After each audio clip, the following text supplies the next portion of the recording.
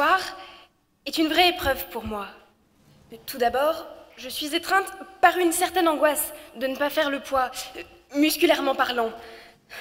Entrer aux Invalides, chez Napoléon, non pas entouré des grognards, mais de brognards, c'est déjà très rassurant. Alors, parler devant la ministre, parler tenue. Je plaide coupable. Oui, j'ai fait des erreurs, et je les assume. Mais moi, je ne suis pas une femme politique. Je profite du moment pour réparer des torts que j'aurais pu commettre. Pardon à mes parents, pour avoir essayé de leur faire croire que c'était le poisson rouge qui avait fait tomber le vase du salon avec un aplomb. On aurait dit Jérôme Cahuzac. Pardon à ma maîtresse, pour avoir dû écrire sur mon bulletin, écrire son nom non acquis. 22 lettres en 33 minutes, c'est insuffisant. En quête d'un avenir glorieux, j'ai cherché où atterrir. M'engager dans la marine, ça aurait fait un flop. Trop terre à terre pour le champ de bataille, trop peur d'être prise dans une rafale pour l'armée de l'air, je ne me sentais pas d'assaut.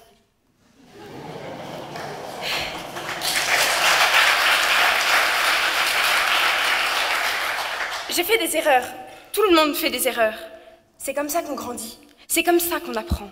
On a tous une deuxième chance à cet âge-là. Mais je n'y suis pas pour grand-chose. C'est la faute du système. Nous sommes une génération biberonnée aux attentats, nourrie à l'austérité. Il n'y a plus de repères. J'ai voulu grandir avec des modèles. J'ai vu Mandela mourir. J'ai vu Simone Veil mourir. Et aujourd'hui, Johnny n'est plus là. En plus, la dénonciation est partout. Je vous invite d'ailleurs à réagir sur les réseaux sociaux avec le hashtag Balance ton voisin. Balance ton voisin dans le métro, quand il se colle à toi de bon matin. Zazie m'avait promis mieux. Un monde de poésie, où la fleur qui pousse sur le bord de la route n'est pas écrasée par le premier passant. Où les avions s'envolent vers des lendemains radieux. Ah, Air France. Cette entreprise où ce n'est pas la peine de s'envoyer en l'air pour tomber la chemise.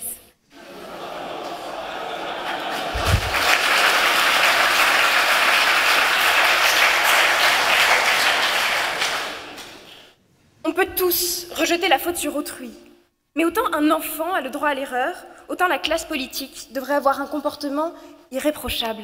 Ne pas tricher, ne pas voler, ne pas sacrifier l'éthique sur l'autel du pouvoir. Pourtant, esquiver ses responsabilités semble être un sport national. Personne ne veut porter le chapeau. Alors, ce sont souvent les mêmes boucs émissaires qui y passent. Bruxelles, François Hollande, les Arabes, François Hollande, les femmes, François Hollande. De manière générale, les premières années d'un mandat sont destinées à critiquer les désastres causés par le précédent. Alors, arranger la réalité, c'est très en vogue pour les politiques. Il faut juste trouver le coupable idéal pour préserver ses sondages.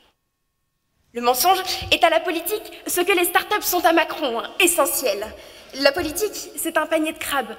Il ne faut en penser pour personne et pincer tout le monde, sinon on se retrouve 20 000 lieues sous les mers.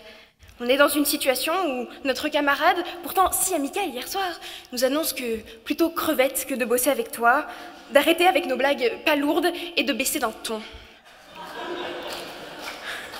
Alors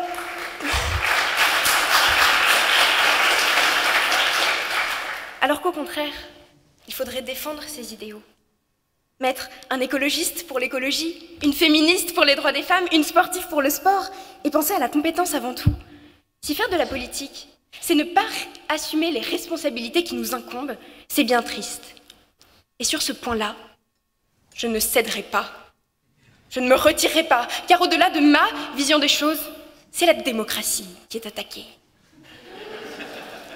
Il faut s'engager dans un domaine dans lequel on croit, pour défendre des valeurs qui nous sont propres, parce qu'on a chacun une identité et des convictions personnelles. Faire de la politique, ce n'est pas esquiver ses responsabilités, simuler des amitiés, promettre tout à tout le monde pour arriver au sommet et mettre les pieds sous la table aussitôt arrivé. Mais quand certains truandent, d'autres sont attaqués. Toujours avec la même arme, le bien fondé de leur présence. Qu'est-ce que je dois faire pour me sentir légitime? Qu'est-ce que je fais là?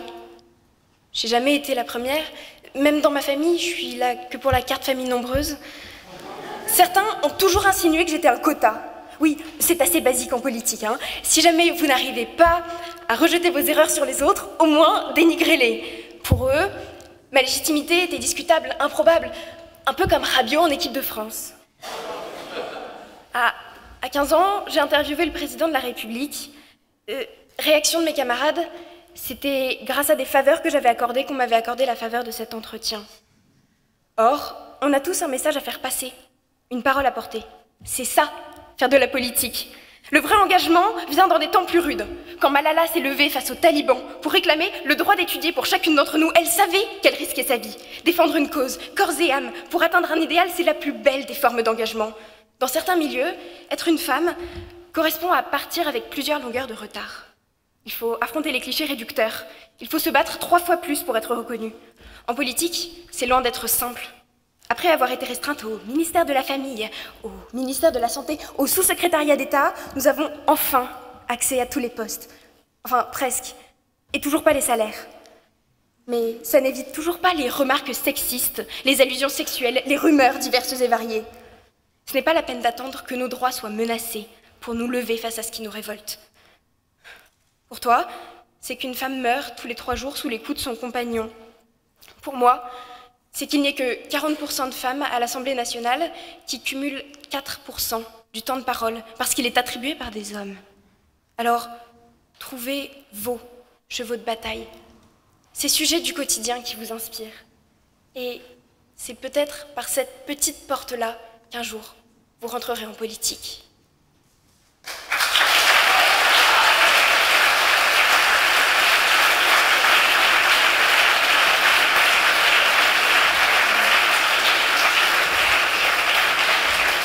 Manon Tallien de Cabarrus, étudiante à Sciences Po. Manon, les membres du jury, qui pose la première question à Manon, l'avant-dernière à s'exprimer ce soir.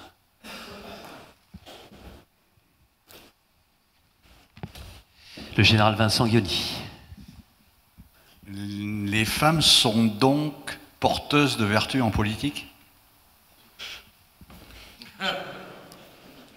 Je ne pense définitivement pas que la vertu soit portée par le sexe, parce que c'est quelque chose qu'on a essayé de faire croire pendant trop longtemps. Alors non, je pense que les personnes qui sont porteuses de vertu en politique, c'est les personnes qui défendent des idéaux avant de chercher la quête, avant d'être en quête de pouvoir.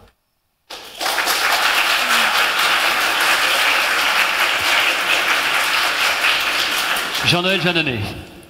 Oui, vous parliez de l'amitié en politique. Que pensez-vous du propos de celui qui disait « Un ami, c'est quelqu'un qui vous connaît bien et qui vous aime quand même ». Écoutez, tout à l'heure, vous avez posé une question sur l'amitié et sur craindre ses amis. Moi, je me demandais comment vous aviez choisi vos amis. Mais moi, je pense que c'est quand on connaît les personnes et qu'on sait comment elles réfléchissent et ce vers quoi elles tendent dans la vie comme but, quels sont leurs idéaux, à ce moment-là, on ne peut les aimer qu'encore plus. Encore une question? Oui. Amiral de Tarlet. À qui un bon ministre des Armées doit-il imputer ses éventuelles et rarissimes erreurs?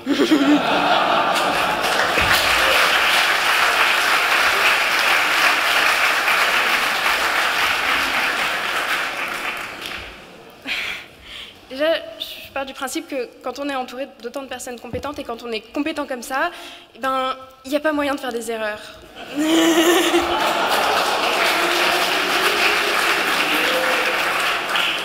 Madame la ministre est d'accord.